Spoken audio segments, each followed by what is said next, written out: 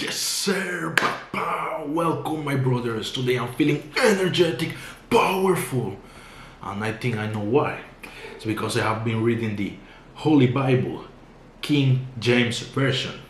And a fun story, every single time that I order something from Amazon, they just leave everything downstairs, right?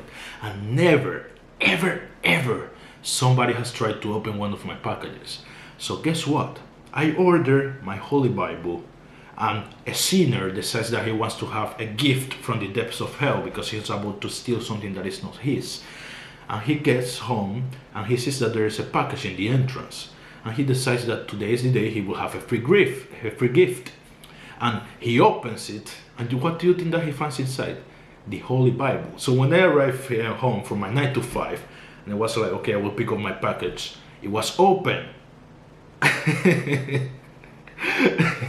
And as I came upstairs in the elevator, I was like, man, how bad did he or she felt that they opened the package and what they found inside was the Holy Bible. I think that's life-changing, You're about to steal something, you open the package and it's a Bible. It's like if God is watching you. So I think that changed their lives. I think that was a life-changing experience for them. I hope so. I really hope so. May God allow them to see the truth and forgive them for their sins. So, my brothers, I was asking myself, why is it so hard for people that want to follow God, for people that pray, that are out of their time to create a good relationship with God? Why is it that they have a hard life? And why does it seem that everybody that sells their soul to Satan has such an easy life filled with pleasure, money, fame, and all that stuff, right? And the more I'm reading the Bible, the more I'm realizing that first of everything is entirely different to going to the church and listen to the pastor. No, the Bible is filled with love, action, betrayal. Like there's everything inside this. It feels like if you're watching a movie, if you read it by yourself, you will find out that it is a lot more exciting than what they portray to you at the church or when you go to any sitting with anybody. No, read it by yourself. Try it. Don't even attach any holiness to it. No, read it like if it was a normal book that you just bought, and read it like if it is a fantasy, and you will realize that it is extremely well written and that is exciting. And then of course, if you want, you get closer to God, but just try it in that way. And let me tell you something also. The reason why it is always hard to work with God is that it has always been like that. Always. Let's take for example Noah. Noah, the ark, it rained for 40 days, 40 nights. The entire world was filled with water. He was the last survivor with the animals and everything. What was the request that God gave to Noah? You have to build an ark. I don't know if you guys realize this, how hard will it be to build an entire ark by yourself? Or even if you had help, I don't think he had that much help. It was just him, his family, and that's it, the ones that survived. So imagine how hard it is to build an ark. And first of everything, you need extremely high amounts of faith for you to believe that you actually have to do it, even if you are hearing voices. And then you need extremely high motivation, drive. You need to be connected directly with your purpose to keep going and build an entire ark. Now, he builds the ark, everything happens, of course, it rains 40 days, 40 nights, they go on. Then it comes a time, a lot more, I'm right now in Exodus, so ahead in the story.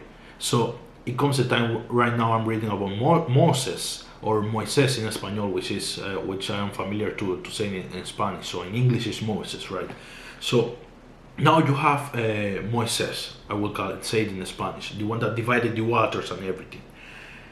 Like, it is incredible, all the struggle that he had to go through to liberate his people, the sons of Israel, from Egypt, take them outside from Egypt, then to divide the waters, then to go to the entire other side, to this top of a mountain where he is right now, where he's taking instructions from God.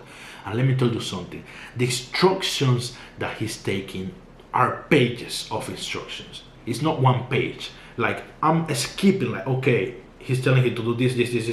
You keep reading, and then you go to the next page, and God is still giving him instructions of what he has to build. Everything has to be made of gold, and a lot of stuff that he has to do. Then you flip the page, and instructions. Like, it wasn't easy at all. I think it was at least 100 times harder than what we have to do today, because we don't have a direct connection with God like they had in those times.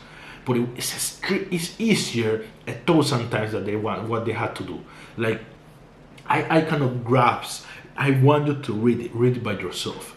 It is pages and pages of instructions of what they had to do to accomplish what God had for them, and for God to be able to bless them with a good nation, with good people, with prosperity, with all the good that there was in the world.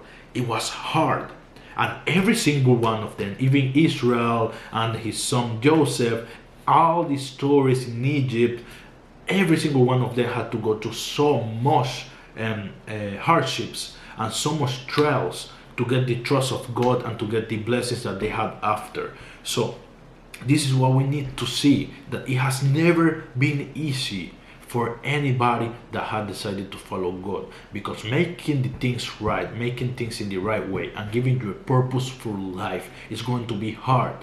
The devil operates in dopamine hits. The devil gives you fame. The devil gives you sex, gives you drugs, gives you money, and that's it. You are in that never-ending cycle, but your life is never going to be meaningful. It's going to be degenerative, and you know it. Every single person that sells their soul, they have a degenerate life. So if you're going to follow God, you need to understand that it's going to be a slow process, that you need to have patience, that it's going to be hard, but at the end, for every single one of them, it was entirely worth it. They were blessed in ways that you cannot imagine, and their sons were blessed in ways that you cannot imagine. Of course, the sons were responsible of the action. If they made a mistake, they will pay for it. But God gave them the foundation. Your sons are going to be sons of a good woman, and you're going to have a good family. Believe me, it was not easy for any of them.